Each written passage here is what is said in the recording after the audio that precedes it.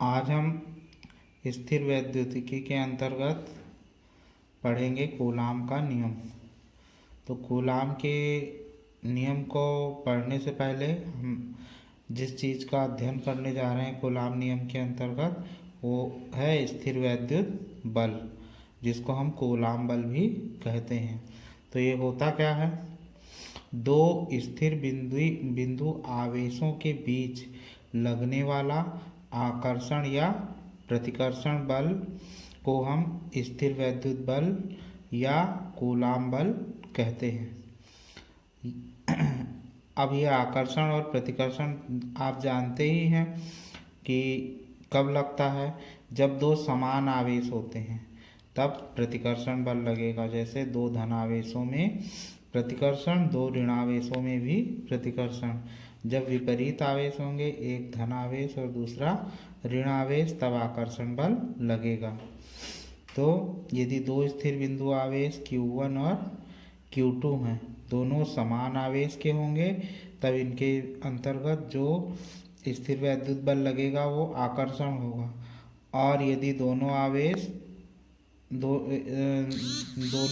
धनावेश होंगे तब स्थिर वैद्युत बल प्रतिकर्षण बल होगा। और यदि दो ऋणावेश होंगे तब भी स्थिर विद्युत बल प्रतिकर्षण होगा। परंतु यदि एक धनावेश और दूसरा ऋणावेश हो तो स्थिर विद्युत बल जो है वो आकर्षण बल होगा। तो क्लियर हुआ स्थिर विद्युत बल किसे कहते हैं। अब स्थिर विद्युत बल के अंतर्गत कूलाम का नियम। तो कूलाम का नियम क्या है। कूलाम के नियम के अनुसार दो स्थिर बिंदु आवेशों के मध्य लगने वाला आकर्षण या प्रतिकर्षण बल उन दो आवेशों के परिमाण के गुणनफल के अनुक्रमानुपाती तथा उनके बीच की दूरी के वर्ग के व्युत्क्रमानुपाती होता है तथा इस बल की दिशा आवेशों को मिलाने वाली रेखा के अनुदिश होती है। तो ये मान लिया दो आवेश हैं Q1 और Q2 जिनके बीच की दूरी r है, तब उपरोक्त नियम से स्थिर वैद्युत बल प्रथम भाग क्या कह रहा है कि दो स्थिर बिंदुओं के मध्य लगने वाला आकर्षण या प्रतिकर्षण बल उन आवेशों के परिमाण के गुणनफल के अनुक्रमानुपाती होता है। तो परिमाण क्या है आवेशों के, Q1 और Q2। तो Q1 और Q2 आवेश के परिमाण है, तो उन पर लगने वाला आकर्षण या प्रतिकर्षण बल या स्थिर वैद्युत बल F अनुक्रमानुपाती Q1 इंटू Q2, परिमाणों के गुणनफल के अनुक्रमानुपाती। तथा दूसरा भाग है कि उनके बीच की दूरी के वर्ग के व्युत्क्रमानुपाती होता है। आप चित्र से देखिए, उनके बीच की दूरी r है, तो इनके बीच की दूरी r है, तो r के वर्ग के व्युत्क्रमानुपाती अर्थात r अनुक्रमानुपाती 1/r²। आइए इसको हम समीकरण 2 कहेंगे और पिछले वाले को समीकरण 1 कहा था। समीकरण 1 और 2 को जब हम मिलाएंगे तो F अनुक्रमानुपाती Q1 इंटू Q2/r² ये हमें प्राप्त होगा। अब इस प्रोपोर्शनल के निशान को हटाने के लिए हमें कोई स्थिरांक लेना होगा, तो हम वो स्थिरांक K लेते हैं। तो F बराबर K into Q1 into Q2/r²। ये हुआ, जहाँ K क्या है, एक नियतांक है, इसे अनुक्रमानुपातिक नियतांक कहते हैं। इसका मान मात्रक पद्धति और माध्यम पर निर्भर करता है और K बराबर होता है 1/4πε0। ये जो इस तरह का निशान बना हुआ है इसको हम ε0 या ε0 कहते हैं।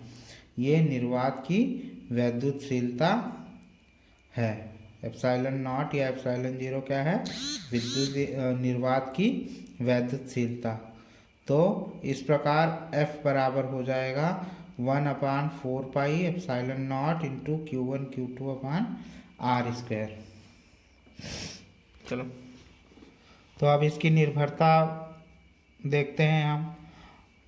तो इसका पहला है मात्रक पद्धति पर, तो कूलाम नियम से F बराबर K into Q1 into Q2 upon R square. अब हम इसका तिरछा गुणा करेंगे तो F इंटू आर स्क्वायर बटा Q1 इंटू Q2 बराबर K हो जाएगा, अर्थात K बराबर F R square Q1 into Q2। अब K का मात्रक एसआई पद्धति में क्या होगा, बल का मात्रक न्यूटन और ये दूरी का मात्रक मीटर होता है, तो आर स्क्वायर है तो मीटर स्क्वायर, और आवेश का मात्रक कूलाम होता है, Q1 और Q2 दो आवेश हैं तो कूलाम इंटू कूलाम यानी कूलाम का स्क्वायर, अर्थात K का मात्रक न्यूटन मीटर स्क्वायर प्रति कूलाम स्क्वायर, अर्थात 1/4πε0 का मान होता है 9 × 10⁹ न्यूटन मीटर स्क्वायर प्रति कूलाम स्क्वायर। अब इसमें पाई का और एप्सिलॉन नॉट का हम मान रखेंगे और सॉल्व करेंगे तो हमें 9 × 10⁹ प्राप्त होगा। अब एप्सिलॉन नॉट का मान होता है 8.85 × 10⁻⁻12 कूलाम स्क्वायर प्रति न्यूटन मीटर स्क्वायर।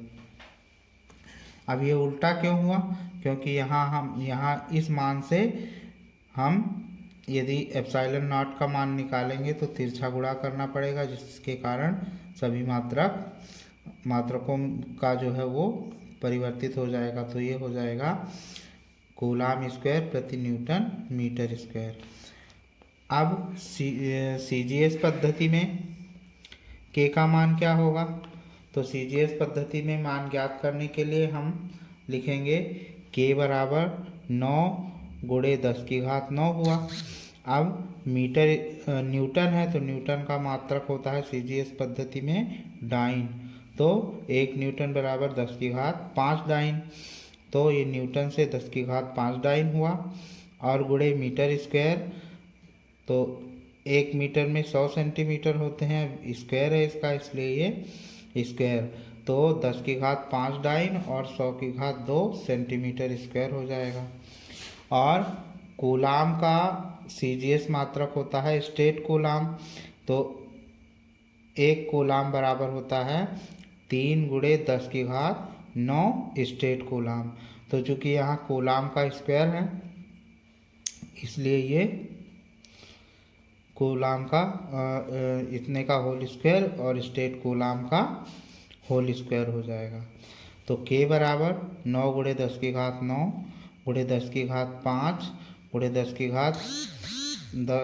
100 × 100 10,000 है, 10,000 यानी 10⁴ और गुणे 3 तियाँ 9 और 9 दूनी 18 डाइन सेंटीमीटर स्क्वायर प्रति स्टेट कूलाम स्क्वायर हो जाएगा।